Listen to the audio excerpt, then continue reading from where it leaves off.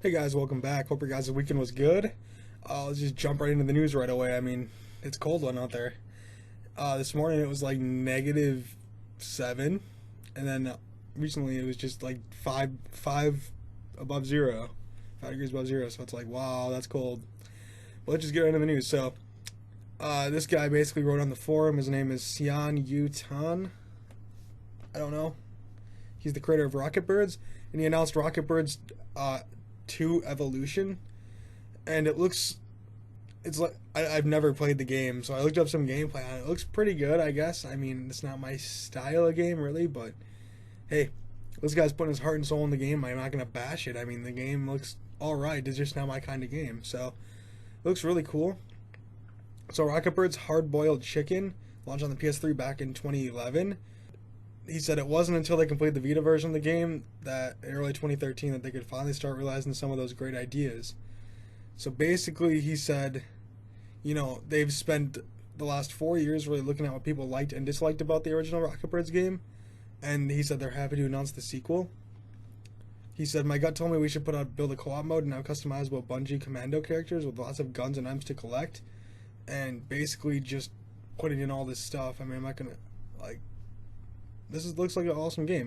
The guy's putting his heart into this game, and good for him. Kudos to that guy. He's a beast for doing that. He said, unlike its predecessor, you can also play this mode alone, and they named it Rescue Mode instead of Co-op Mode. And Rescue Mode will be something PlayStation will truly enjoy because when playing, especially when playing online together. So, obviously, it's updated visuals, and they wanted to get it right was to implement online stuff early in the projects so they could build from that in the ground up. Basically just goes in on what they changed with the game, what he wants to do with it. Basically they had a cool demo up and running, and about a year and a half into the game they had a demo going, so that's cool. Yeah, it looks really good. Maybe I'll try it, maybe I won't, I don't know. But he didn't give a release date, obviously, but cool. I give props to him. That guy's pretty cool. Support the game if you guys want to check it out. I'll put the link in the description. Read the forum, read the whole thing. I just kind of gave you guys the rundown. So apparently Xbox One system update news is coming this week, and I guess what somebody said, I can't wait to see what's on Xbox preview. Can you share something, please? Can it be a little? Then Mike Ybarra, not sure what he does really, to be honest with you. But he's an engineer, really, is what he is, actually. He's a Microsoft engineer. And he says, pay attention next week. So obviously there's something coming.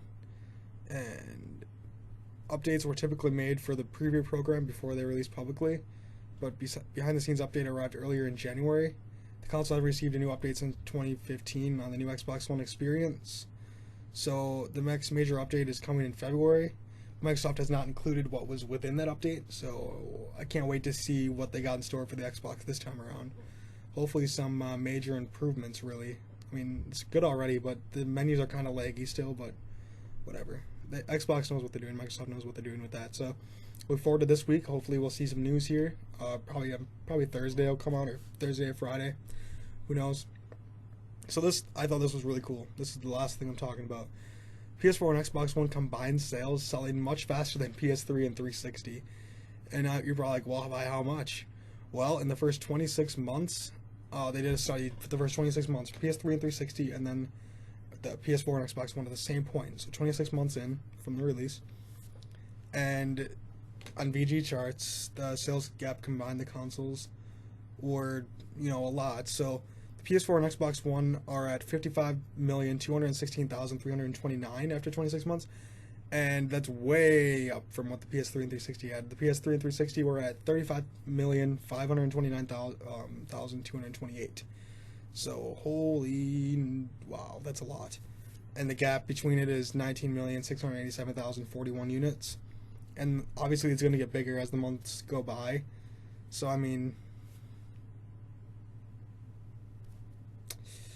that's a lot of consoles sold, and people said that PS4 and Xbox One are gonna fail, that consoles are dead, PC master race, all that.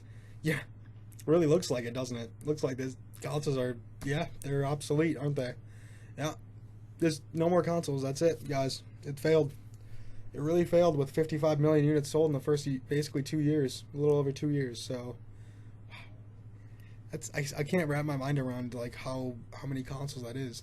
You figure 36 million for the PS4. You figure roughly about 20 million for the Xbox One, a little over 20 million. That's still that's a lot of consoles. That's a lot of consoles sold. Just wow. So we'll probably see these by the end of the generation, hopefully close to 80 million between the two. I mean, I don't know, maybe that's pushing it, but that'd be really cool seeing that many consoles sold, because then that would just give these companies motivation to keep going.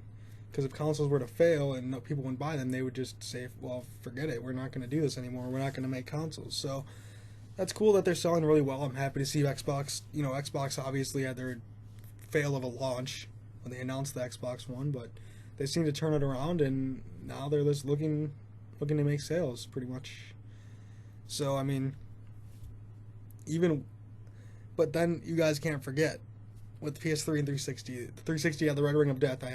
I went through one 360 with the Red Ring of Death. Then I got the Elite, which I didn't have any issues with that. And then I had the Elite. I traded that in to get the PS3 Slim, and I still have that today. That's like 6 years old now. Still running like a champ. And you can't remember the PS3 was at a huge price point. So I mean, these consoles released with a much lower price point that appealed to people. Back in the day, both consoles had their ups and downs, especially with price and the Red Ring of Death. So that probably drove the sales down for those consoles. So I don't know. It's interesting to think about though, because they obviously priced these consoles way better than the last gen. So yeah, that's really all I want to talk about today, guys. Make sure to like this video, comment, favorite, and subscribe, and follow me on Twitch, Twitter, and Facebook. I will talk to you guys tomorrow. Have a good one.